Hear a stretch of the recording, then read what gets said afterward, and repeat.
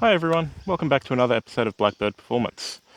I didn't get quite enough footage of D-Series Cup Round 4, so I decided to do a year in review of my journey in the D-Series Cup this year. It wasn't all smooth sailing, it had a few rough patches, but I loved every minute of the year. It was great. Before round 1, this car was a stock automatic that I'd picked up from Pickles Auctions for $1,300. I did a little bit of testing to see what it was like in that form, as a few of you know. I took it down the drag strip and it did a whopping 19.2 second quarter mile.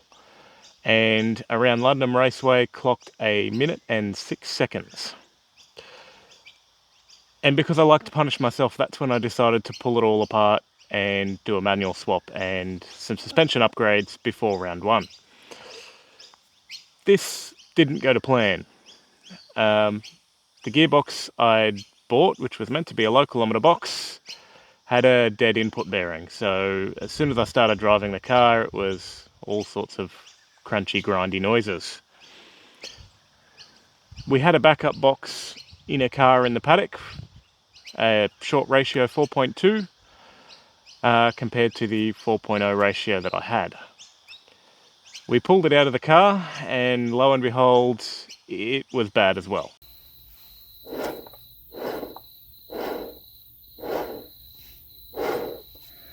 So we rebuilt the 4.2 ratio gearbox, put it in along with the suspension upgrades, and got it done just in time for round 1. Got there the night, got the car unloaded, got it all ready, and took it out for the first session. Just towards the end of the session, there was a red flag. As I slowed down, I noticed that my gearbox was making a funny noise. Our rebuild hadn't gone to plan. The main shaft bearing had walked out of the case and was rubbing on the ring gear of the diff, which ended my night in this little car pretty early. Fortunately, my brother lent me his Civic and I took it out for a few laps and I set a very fast time. I was actually third for the evening, putting me in a good position. After round 1 was more modifications. I found that the lack of rear sway bar was holding this back in the one session I did get to have. So I added rear sway bars and also upgraded the brakes at that time. So once I'd finished this round of upgrades, it was off to round 2 at Marulan. Marulan was a difficult day for a few people. A couple of engines blown up, and for me it was my fuel system.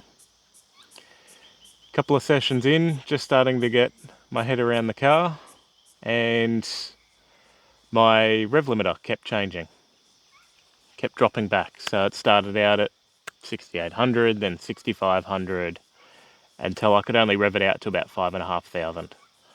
I pulled it into the pits and, trying to work out what was going on, decided to pop the lid off the fuel tank just to inspect it and have a look, and lo and behold, my fuel was completely brown and no good. That ended my day early. This meant I didn't set a very good time and unfortunately didn't have access to another car on the day to continue trying to set a fast time. That meant I only got a couple of points. This was disappointing, as you might imagine. But I didn't let that stop me. Got back home, got the fuel tank out of it and had it stripped and cleaned, and back in the car with yet more modifications. Getting ready for Winton, we did the Mini-Me conversion, so I had VTEC. In amongst that, I also bought a whole bunch of parts from Honed and did my brake booster delete, put air guides onto the front brakes, and put the anti-surge kit in the fuel tank. I also stripped a lot of weight out of the car at this point, pulling out the air conditioning, the sound deadening, and most of the interior.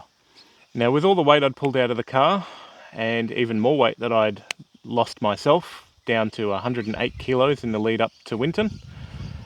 I had it back to DNA Autosport, where they redid the alignment to take advantage of the rear sway bar and to corner balance the car after all the weight had been pulled out of it.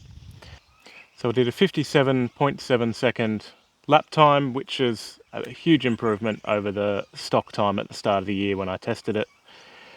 That's a 9-second improvement, which is no mean feat in any car. And with that, we're ready for the first interstate round of the D-Series Cup, Winton. Winton was an amazing round. I loved every minute of it. It's a really intense and close competition, and I came away with a fifth for the day. I was thrilled. I may have only come fifth, but my little car had survived a full competition day without having any issues at all. It was a huge achievement for me.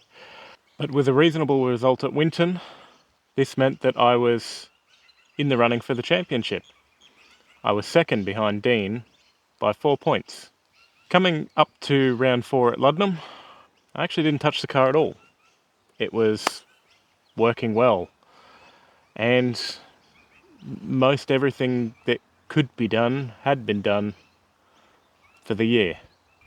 Into round 4, and it was a scorcher. First session was the only really good session we had for time, and I think every session after that was just hotter and hotter. Track temps were above 60 degrees for most of the day. But the little car performed flawlessly. I beat on it all day in every single session and did 60 laps on the day in the heat, and it didn't skip a beat. It was absolutely awesome, and I couldn't have been happier with how my car performed. As it turned out, I was fast enough to earn myself third for the day, which Dean got fourth, and I believe Dean has won the championship for the limited class. Congratulations to Dean. That leaves me, I believe, as a runner-up. And now I'll leave you with a couple of my fastest laps from throughout the day on round 4. If anyone can see anything that I can improve on, let me know. I'd love to hear it. Always want to get better and faster. But I think that's all for now, and I will see you next time. See you later.